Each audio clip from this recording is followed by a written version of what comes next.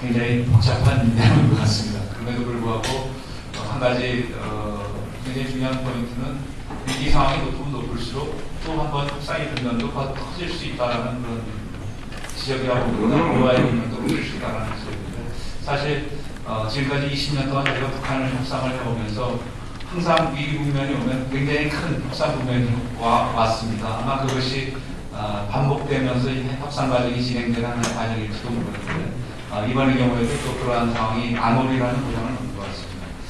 그 세 분 아주 중요한 재미있는 발표를 들었습니다. 사실은 지금부터 이제 시간은 저희가 50분까지 자유 토론 시간이 되겠습니다. 그런데 이 회의에는 지정 토론이 없습니다. 그래서 여러분이 전부 토론자가 돼야 되는데 저한테는 단 한 장의 질의응답지만 왔을 뿐입니다. 그래서 제가 임의대로 여러분들 준비하시는 동안 우리 세 분께 제가 생각하는 것들을 좀 질문 드리고요. 또 이 질문해 주신 분도 내용도 좀 소화해서 다시 한번 말씀드리고자 합니다. 우선 이근욱 교수님의 논문 굉장히 논리적이고 참 재미있게 읽었습니다. 아주 재밌었고요. 근데 상당히 이제 북한이 핵무기를 개발하는 이유가 프레스티지의 측면, 위신의 측면, 허영심의 측면에서 찾고 계시고, 그렇다면 우리가 그것을 충족시키는 주는 방향 속에서 문제를 해결한다. 그러면 어렵지 않은 해결 방법을 우리가 모색할 수 있다라고 생각이 듭니다. 그런데 과연 그럴 것인가에 대해서 여기까지 제 나름대로 좀 코멘트와 좀 지적을 해드리고 싶은데, 우선 북한의 그런 지금 핵무기 수준에 대해서 많은 의견들이 있습니다만 굉장히 낮은 수준이다. 물론 미국이나 러시아나 중국이나 이런 상당히 선진된 국가들의 핵무장 수준과 비교했을 때는 굉장히 조잡한 수준인 것은 틀림없습니다. 그럼에도 불구하고 저는 이번에 2차 실험을 보면서 내심은 상당히 좀 놀랐습니다. 왜 놀랐냐면 한 가지 퍼즐이 풀렸기 때문입니다. 북한이 2006년에 1차 실험을 할 때 이 친구들이 중국에 20분 전에 통보한 내용은 4kg짜리의 핵폭탄을 실험을 하겠다라고 얘기를 했습니다.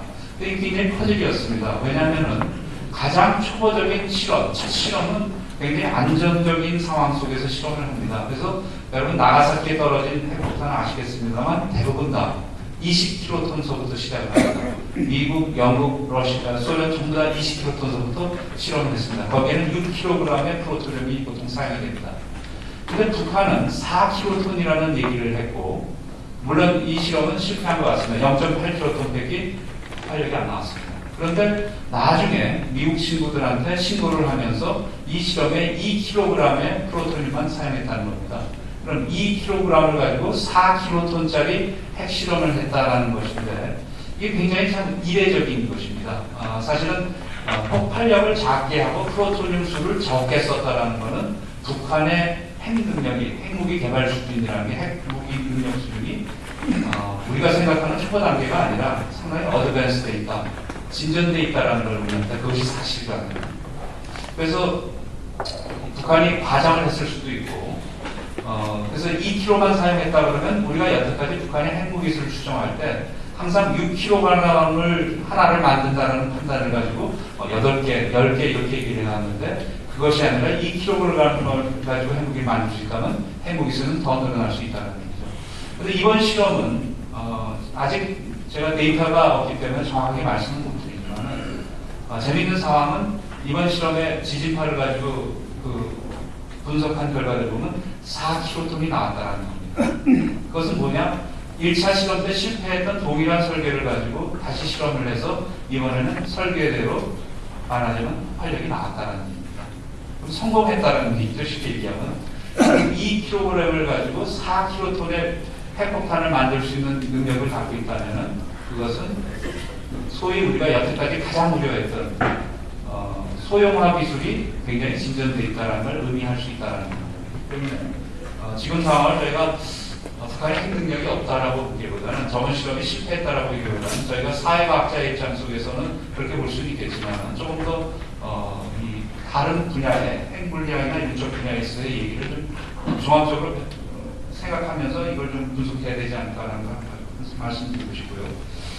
그 다음에 최근 들어서 가장 많이 국제적으로 통용이 되고 있는 북한이 왜 저렇게 나오느냐의 이유는 후계 구도와 연관돼서 말씀하시는 분들이 많은데 그 점과 관련해서는 이그룹 교수께서는 어떻게 생각하시는지. 우리 최명희 박사는 중국에 소개를 하면서 중국 쪽에서의 의견들은 말하자면 후계 구도 속에서 핵 보유국의 지위를 인정하려고 한다는 그런 점을 제시하고 있는데요.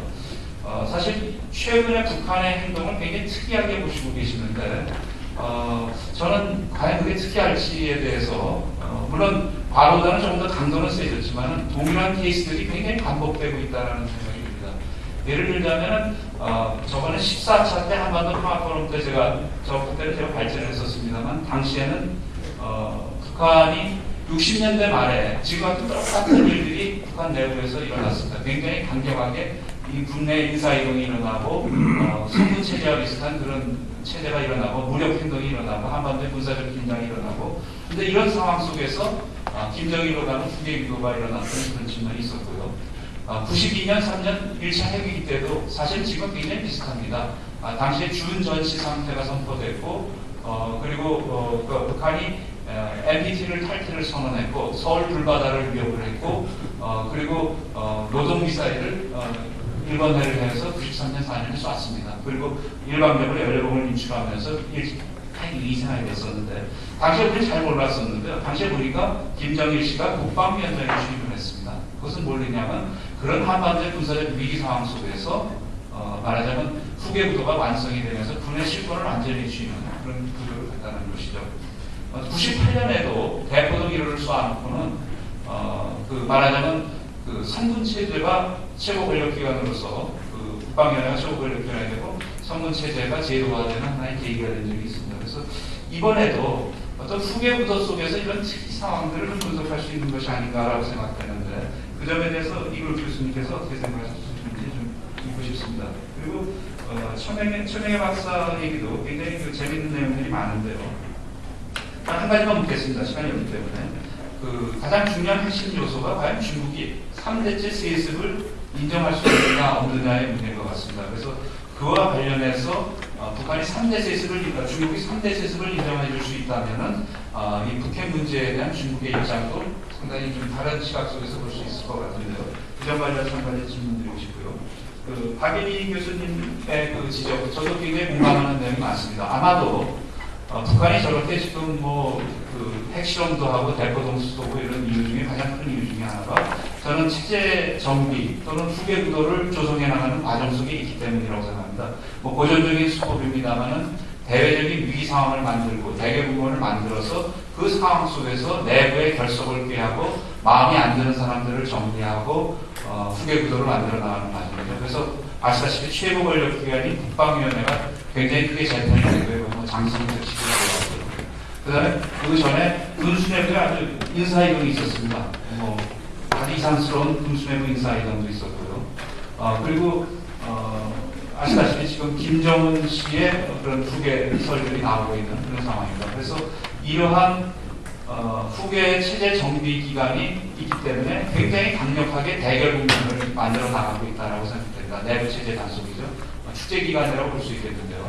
그런데 일정 기간 이런 기간이 끝나게 됐을 경우에 저는 북한이 미국과의 협상에 나설 수 있다고 생각합니다. 그런데 북한은 이러한 경우에 상당히 그런 극적인 파괴를 하는 극적 반전을 위한 것들을 통해서 분위기 반전을 해서 상당히 이익을 극대화하는 적들이 많았습니다.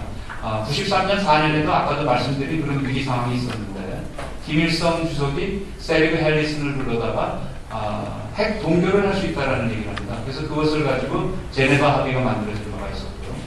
98년에도 대포동 싸고 나서 굉장히 혼란이 있었고 긴장이 있었는데 당시 김정일 위원장이 푸틴 대통령한테 모라토리움을 할 수 있다.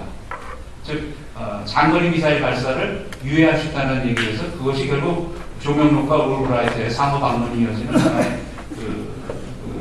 메탕스가 이어진 바가 있습니다. 지금도 마찬가지로 아마도 두 명의 여기자들이 있는데요. 이 인질 석방을 위해서 엘 고어가 될지 헨리 키신저가 될지 모르겠습니다. 이런 사람을 불러다니지만 아마 김정일 씨가 이북 고위급 회담을 전제로 해서 우리는 그 9.19 공동성명을 이행할 수 있고, 그리고 이 장거리 미사일 발사기에도 모라토리움도 할 수 있다는 얘기를 하게 되면 저는 분위기가 완전히 극적으로 전환될 거라고 생각합니다. 오바마 정부도 그런 북한의 협상 제의를 환영할 것이고, 저희도 환영할 거라고 생각합니다. 그래서 회담이 열리게 될 가능성이 짙게 될 거라고 봅니다. 그런데 이제 문제가 되는 것은 그렇게 열리는 회담, 9.19 공동성명을 이행한다고 했습니다.